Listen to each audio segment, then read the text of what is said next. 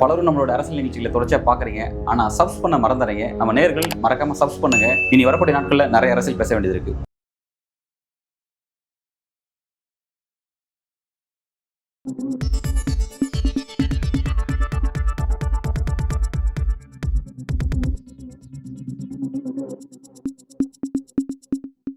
வணக்கம்.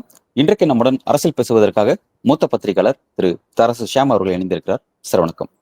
வணக்கம் சார். ரொம்ப ஒரு முக்கியமான ஒரு விஷயத்த சொல்லப்படுது. திமுக வட்டாரங்கள் சொல்றாங்க. என்ன சொல்றாங்கன்னா, அமித்ஷாக்கு 26 நோக்கம் கிடையாது, அவர் 31 தான் டார்கெட் பண்றாரு.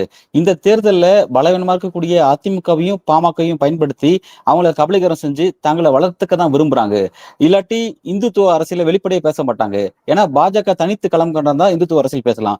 என்டிஏ அரசியல் இருந்துகிட்டு பிரதான கட்சி அதிமுக வச்சுக்கிட்டு இவங்க எப்படி தனிப்பட்ட ரீதியா இந்துத்துவ அரசியல முன்னெடுப்பாங்க அப்படிங்கிற விஷயங்கள்லாம் முன்வைக்கப்படுது. இது எப்படி நகரும்? நீங்க இதை எப்படி பாக்குறீங்க சார்?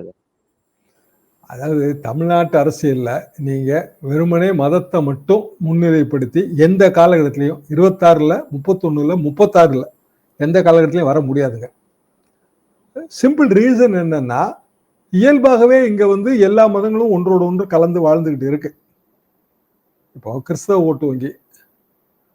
ஓட்டு வங்கி அப்படியே முழுமையா ஆன்டி பிஜேபிங்கிறதுனால நமக்கு கிடைச்சிடும்னு திமுக நினைத்தால் அதுவும் தவறுங்கிறதா என் கருத்து. என்ன காரணம்னா, அதை தாண்டி பல விஷயங்கள் இருக்கின்றன. ஒவ்வொரு சமுதாயமுங்க, நான் முன்னாடி சொன்னதுதாங்க, ஒரு கம்யூனிட்டியில பிறந்தவங்கிறதுக்காக அந்த கம்யூனிட்டி ஓட்டு முழுசா நமக்கு கிடைக்காது.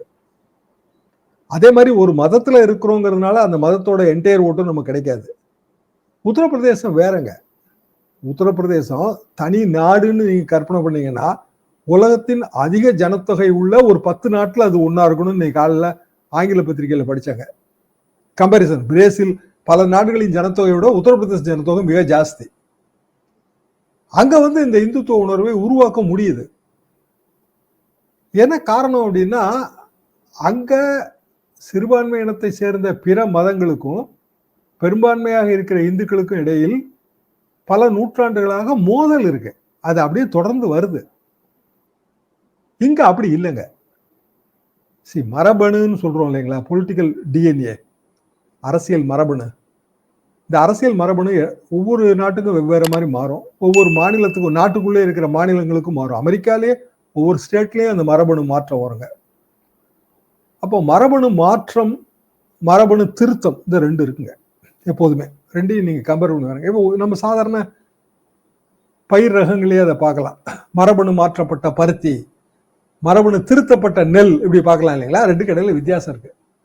மரபணு மாற்றம்னா இன்னொரு ரகத்தோட மரபணுவை கொண்டு இந்த ரகத்துக்குள்ள புகுத்துறது. இப்போ உத்தரப்பிரதேச மரபணுவை கொண்டு தமிழ்நாட்டு அரசியல் மரபணுக்குள்ள நீங்க திருத்தணும். அந்த ஜீன் எடுத்து இங்க விடணும். அது சாத்தியம் இல்லை. மரபணு திருத்தம், அது உத்தரப்பிரதேசத்துல சில விஷயங்களை கடைபிடிச்சிருப்பாங்க, சக்சஸ்ஃபுல்லா இருந்திருக்கும், மதம் இல்லாத விஷயங்கள். இப்ப தமிழ்நாட்டுல மாசம் 1000 ரூபாய் உதவித்தொகை தராங்க, சக்சஸ்ஃபுல்லா இருக்கு. அதை இன்னொரு மாநிலம் எடுத்துக்குது இல்ல. அந்த மாநிலத்துல இது வரைக்கும் அது இல்லாமலும் இருக்குங்க, அந்த மரபணுல இல்லாம இருக்கும். ஆனா இந்த மரபணுல இருந்து அதை திருத்தம் பண்றாங்க. மரபணுவை மாற்றம் பண்ணல, அந்த மாநிலத்துக்கு ஏற்ற மாதிரி அதை திருத்தம் பண்றாங்க. இது சக்சஸ் ஆகும். அப்ப பேசிக்கான ஒரு பொலிட்டிக்கல் டிஎன்ஏ தமிழ்நாடு, மேற்கு வங்காளம் இங்கெல்லாம் நீங்க மாத்துறதுன்னு முடிவு பண்ணீங்கன்னா சாமானியத்துக்கு அது சாத்தியமே இல்லை. காரணம் இதுதான். அப்ப எல்லா ஓட்டு வங்கிகளும் மாறிக்கிட்டே இருக்கிற விஷயம். இன்னும் சொல்ல போனா வாட்ஸ்அப் யுகத்துல பல ஓட்டு வங்கிகள் காலாவதி ஆயிடுச்சுங்க. இப்போ கவுண்டர் ஓட்டு வங்கி முழுக்க எடப்பாடி பழனிசாமிகிட்ட தான் இருக்கா? அது எப்படிங்க சாத்தியம்? சொல்றதுதான் கணக்குக்கு அது நமக்கு தெரியும். இந்த இதுங்க ஒரு அரசியல் ரீதியாக அரித்மெட்டிக்கலா ஒர்க் பண்ணும்போது இதெல்லாம் ஒரு பேஸ் ஃபிகரா, ஒரு அனுமானமா வச்சு நம்ம செயல்படுறோம். அனுமானம் மட்டுமே வாக்கரசியல்ல வெற்றியா வராது. ஓட்டு போடுறதுக்கு முன்னாடி மக்கள் நிறைய விஷயங்களை யோசிப்பாங்க. அதுவும் சட்டமன்ற தேர்தலில் ரொம்ப முக்கியம் எதுன்னா உங்களோட வேட்பாளர். ஒவ்வொரு கட்சிக்கும் ஒரு வேட்பாளர் இருப்பாரு. அதிமுகவுக்கும் ஒரு நல்ல பரிச்சயமான முகங்கள் இருக்கும், ஸ்டார் வேட்பாளர்கள். நீங்க திடீர்னு வேலுமணி தொகுதியில பிஜேபிக்கு கொடுத்தீங்க அப்படின்னா கதை கந்தலாயிரும். பிஜேபி ஜெயிக்கவே ஜெயிக்காது. அதிமுகவுக்கும் அது பொருந்தும். ஆக கேண்டிடேட் செலெக்ஷனும் அவர் எந்த தொகுதிக்கு சூட்டபிள்ங்கிறதையும் நம்ம பார்க்கணும். அதனாலதான் ஜெயக்குமார் பதறாரு. என் தொகுதியில வந்து 40,000 ஓட்டு எனக்கு உடனே கிடைக்காதுன்றாரு அவர். அப்ப வேற சேஃப் தொகுதி தேடணும். அந்த தொகுதிக்கு இவர் சூட் ஆகணும், ஜெயக்குமார் சூட் ஆகணும். இது நான் ஒரு சின்ன உதாரணமா சொல்றேன். ஆனா இந்த 45 வருஷத்துல இப்படியான உதாரணங்கள் நிறைய பார்த்திருக்கிறேன். அப்போ கூட்டணி என்பது கடைசி நேரத்துல ஏற்படும் போது சில மனஸ்தாபங்களை மறந்துட்டு தேர்தல் வேலை பார்த்துருவாங்க. வேற வழி இல்லை. 1 மாசம் தான் இருக்கும் டைம். வேலை பார்த்தா ஆகணும். 1 வருஷத்துக்கு முன்னாடியே வரும்போது சரி இதுல எல்லாம் நமக்கு ஒண்ணுமே கிடைக்காது, இந்த இடத்த வந்து பிஜேபி கொடுத்துருவாங்க போல இருக்கு. இப்ப சென்னையிலே பல இடங்கள் பிஜேபி கடுமையா வேலை பார்க்குதுங்க. இப்போ வேளச்சேரி கடுமையா வேலை பார்க்குறாங்க, தென் சென்னையில பல தொகுதிகளில் கடுமையா வேலை பார்க்குறாங்க. அப்படின்னா அங்க இருக்கிறவங்க, இப்போ உதாரணமா அதிமுக அந்த கூட்டணியில இருக்கு, அவன் வந்து அந்த பூத் கமிட்டிக்கு செலவழிக்க கூட மாட்டான். பூத் கமிட்டி போடுறதுக்கே செலவு இருக்குங்க. பூத் கமிட்டினா சும்மா நீங்க சொன்னோன்னு வந்துருவாங்களா? 30% பூத் கமிட்டியில் திமுக சேருங்கன்றாரு ஸ்டாலின் முதலமைச்சர். 30% டார்கெட். என்ன அர்த்தம்? 30% ஓட்டை வச்சு ஜெயிக்கலாம் அப்படிங்கறதான சிந்தனை. 70 எம்ஜிஆர் 30% தானே ஜெயிச்சாரு. அப்ப பூத் கமிட்டில 30% நம்ம ஓட்டா இருக்கணும் என்பது ஒரு ஒரு ஒரு வகையான சிந்தனை. அதை வந்து அவர் கொண்டு போய் சேர்க்கிறாரு. அப்புறம் 5 வருஷம் ஆட்சி, ஆட்சியில் இருக்கிற பல சாதனைகள், சில சோதனைகளும் இருக்கும், அதெல்லாம் மறுப்பதற்கெல்லாம் இல்லை. அதுக்கு ஒரு ஓட்டு கழியத்தான் செய்யும்.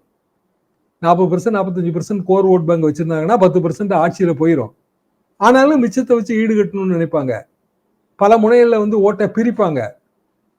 இப்ப டிவிக்கேல புதுசா ஆள் சேர்றாங்க, அது கொஞ்சம் 10% இருந்து 15% ஆகுது. நல்லதா போச்சு, நமக்கு எதிரான ஓட்டு தானே. சீமான் கூட ஓட்டு வாங்க போறாரு, நல்லதா போச்சு, அதுவும் நமக்கு எதிரான ஓட்டு தானே. இதே இன்னொரு சின்ன கதையும் சொல்லிடுறேன். என்னன்னா, எங்க ஹாஸ்டல் தான் அந்த காலத்துல contract miss, agriculture college hostel. எப்ப பார்த்தாலும் இட்லி தான் போடுவாங்க காலையில. பெரிய வெறுப்பா இருக்கும். என்னங்க பூரி போடக்கூடாதா, சப்பாத்தி போடக்கூடாதான்னு பல சஜஷன். ஜனநாயக முறைப்படி முடிவு எடுப்போம், ஓட்டு போட்டு முடிவு எடுப்போம். இட்லி ஆதரவாளர்கள், பிற ஆதரவாளர்கள் பிரிஞ்சாச்சு. இட்லி ஆதரவாளர்கள் 100க்கு 30 பேர் தான், 70 பேர் இட்லி எதிர்ப்பாளர்கள். ஆனா அவன் பூரா 10 பேர் சப்பாத்தி, 10 பேர் பூரி, 10 பேர் உப்புமான்னு பிரிச்சு ஓட்டு போட்டான். கடைசியில பெர்மனண்டா இட்லி தான் வந்து சேர்ந்தது. எதுக்காக நான் சொல்றேன்னா, இதெல்லாம் வாழ்க்கையில இருந்து நம்ம எடுக்கிற உதாரணங்கள் தான். இதே எக்ஸாம்பிள பார்லிமெண்ட்ல திருச்சி சிவா உப்புமா வச்சு சொன்னாரு. ரொம்ப உண்மைதான், கரெக்ட் தான் சார். நீங்க லாஸ்ட் டைம் கூட பேசியிருக்க சொல்லி அந்த 30% வாக்கு வங்கியை மட்டும் டார்கெட் பண்ணா போதும், மத்ததெல்லாம் அந்த பிரிச்சு வருது மூலமா நீங்க அந்த அரசியல் நுணுக்கம் நுவான்ஸ் வந்து எப்படி நீங்க சொல்லிருக்கீங்க. லாஸ்ட் டைம் கூட ரொம்ப விரிவாத பத்தி கூட பேசிருக்கீங்க சார். அதே 30% தானே முதலமைச்சர் வராரு. முதலமைச்சர் வராரு, ஆமா கரெக்ட் தான். 30 ஒரு பேஸ் ஃபிகர் இல்லீங்களா, அந்த ஃபிகர் அவரு சொல்றாருல. 25ன்னு சொல்லல, 35ன்னு சொல்லல, இல்ல கரெக்டா 30ல நிக்கிறாருல. கரெக்ட் தான் சார். நீங்க சொன்னதை கரெக்டா நான் நினைவுபடுத்திட்டேன். அவர் ஸ்டாலின் சொல்லும் போது அந்த செய்தியை படிக்கும் பொழுது கரெக்டா அது நினைவுக்கு வந்தது. சரி சார், இப்ப இந்த ஓவரால் சப்ஜெக்ட்ல கூட்டணி கட்சி பற்றி அவர் பேசும்பொழுது ஏற்கனவே இந்த மேடையில பேசினாரு. அதிமுக பாஜக கூட்டணி மலர செய்யும் பொழுது இந்த மேடையில பேசினாரு.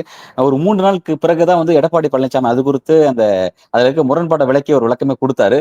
திரும்பவும் அமித்ஷா அந்த டே 1 ஸ்டாண்ட்ல இருந்து மாறாம இருக்காரு, அதையே திரும்ப பேசுறாரு. அதிமுக வட்டாரங்கள் அமைதியா இருக்காங்களே, இது எப்படி புரிஞ்சுக்கிறது? என்னதான் இபிஎஸ் என்னதான் இதை பத்தி யோசிக்கிறாரு, நீங்க இதை எப்படி பாக்குறீங்க சார்? அவர் கமாவை எங்க போடுறதுன்னு கண்டுபிடிச்ச பிறகு பேசுவாருங்க. அது ஒரு பாயிண்ட் இருக்குல்ல, ஃபுல்லா கேட்டுட்டு கமாவை ஏதாவது ஒரு இடத்துல போடணும், கமாவோ செமிக்கோலனும், அது பிறகு அது ஓடிட்டு இருக்கும். இப்போ 1 வருஷத்துக்கு முன்னாடி, கிட்டத்தட்ட 1 வருஷத்துக்கு முன்னாடி கூட்டணி அறிவிக்கப்பட்டது. அப்ப என்ன சொன்னாங்க, 2 கட்சிக்காரங்களும் ஒரு இணக்கமாக பணியாற்றி போராட்டங்கள் எல்லாம் ஒன்றாக கலந்து கொண்டு பழைய வெறுப்புணர்வு எல்லாம் மறந்து கூட்டணி வந்து இப்ப சிறப்பாக செயல்படுவதற்கு தான் இவ்வளவு முந்தியே சொல்லிட்டோம் இதானே சொன்னாங்க. மாசம் எத்தனையாச்சு? 2 மாசம் முடிய போகுதுங்க. இது வரைக்கும் ஏதாவது போராட்டத்தில் ஒன்னா கலந்துகிட்டு இருக்காங்களான்னா கிடையாது. அவங்க தனியா நடத்துறாங்க, இவங்க தனி நெய்க்கடை, அவங்க தனி நெய்க்கடை போட மட்டும் தான் மாத்திட்டு இருக்காங்க. அப்படியான சூழ்நிலையில இனிமேலும் அந்த இணக்கம் ஏற்படுமான்னு தெரியல. பிற கட்சிகள், வரக்கூடிய பிற கட்சிகள், அதாவது சிறிய கட்சிகள், அவங்க கூட வரல.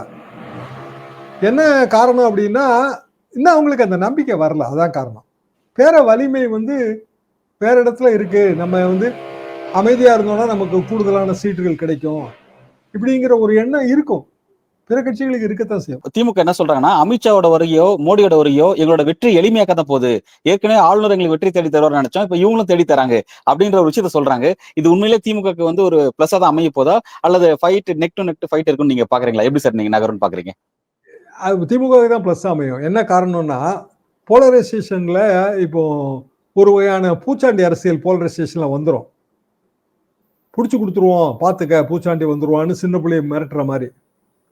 அப்போ அமித்ஷா அல்லது மோடி இவங்கள வந்து கள எதிரியாக சித்தரிப்பதன் மூலமாக பாலிடிக்ஸ் வந்து அடுத்த தளத்துக்கு போகுது, வாக்கரசியல். அப்போ நீங்க ஓட்டு போட்டீங்கன்னா எடப்பாடி பழனிசாமிக்கு ஓட்டு போட்டாலும் அது மோடிக்கு போடுற ஓட்டு தான், அல்லது பாமக அன்புமணிக்கு ஓட்டு போட்டாலும் அதுவும் மோடிக்கு போடுற ஓட்டு தான், அப்படிங்கிற மாதிரி போகுது. இது டாக்டர் கிருஷ்ணாமிக்கு போட்டாலும் மோடிக்கு போடுற ஓட்டு தான், டிடிவிக்கு போட்டாலும் மோடிக்கு போடுற ஓட்டு தான், அப்படி போகுது. நல்லா கவனிச்சு பாருங்க. ஆனா அப்படி இவங்களுக்கு எல்லாம் போடல அப்படின்னா அது வந்து திமுகவுக்கு போடுற ஓட்டு. அதாவது உதயசூரியன் ஆதரவு ஓட்டு மட்டும் இல்ல, உதயசூரியன் எதிர்ப்பு ஓட்டையும் வளைக்கிறாங்க. அதுதான் அவரோட பாயிண்ட். அந்த நல்லா தெரியுதுங்க அது ஆக்சுவலா. அப்போ நம்ம எதுக்கு வெயிட் பண்ணணும் அப்படின்னா, களம் இப்ப 4 முனையா தெரியுது. ஏன்னா டிவிக்கு வந்து ஒன்னும் அப்படி ஈல்ட் ஆகி போற மாதிரி தெரியல. அப்ப 4 முனை, திமுக கூட்டணி, என்டிஏ கூட்டணி, சீமான், டிவிக. 5வது அணி ஒண்ணு வரத்தான் செய்யும். இதுல நீங்க தடுக்கவே முடியாது. என்னன்னா 4 அணியிலும் இடம் கிடைக்காத ஒரு அணி வரும்ல, எப்பவுமே வரும். அப்ப 5 முனையா பிரிஞ்சா 30%, 35% இருந்தா வெற்றி தானே. அதுதான் அவர் நினைக்கிறாருங்க. இதான் யதார்த்தம். இதுதான் தமிழக தேர்தல் அரசியலாம் அடுத்த கட்டம் எதை நோக்கி நகருதுங்கிறத பொறுத்து வந்து பார்க்கலாம் சார். விரிவான உரையாடல் மிக்க நன்றி.